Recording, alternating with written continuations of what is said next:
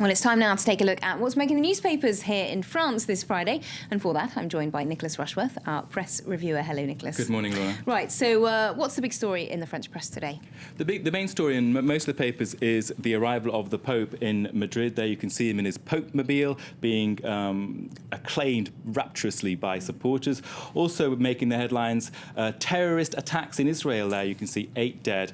Le Figaro reporting that the border between Egypt and Israel is a new front line for the Israelis, and the problem being that apparently, according to the paper, since the fall of President Hosni Mubarak, there have been fewer checks in the Sinai Desert. Armed groups are setting up shop there, and they are they've moved into a place near Eilat to carry out a killing spree of three episodes.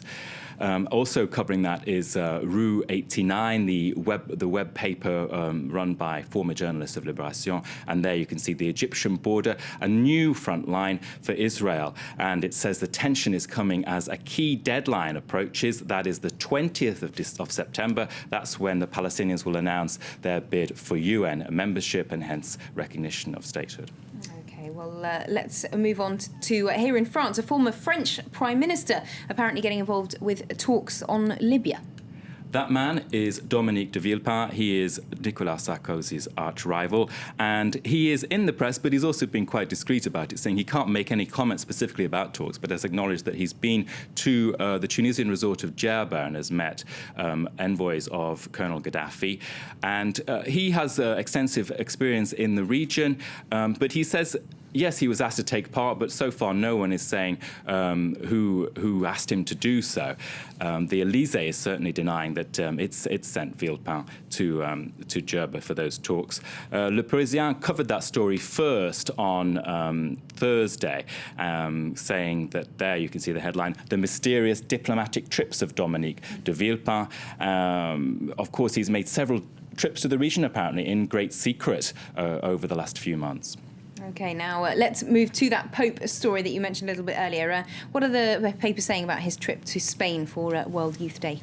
Well, Le Parisien, aujourd'hui en France, one of the big papers here, has that headline, Entre ferveur et tension, between fervor and tension. So yes, there is rapturous applause for the arrival of the Supreme Pontiff, but on the other hand, there is a negative side. There have been clashes between what are being called laïcards, pro-secular activists, who clashed with pilgrims on Wednesday and before the Pope's arrival, and they're angry about this Catholic Church window, World Youth Day, which promotes the Catholic Church around the world.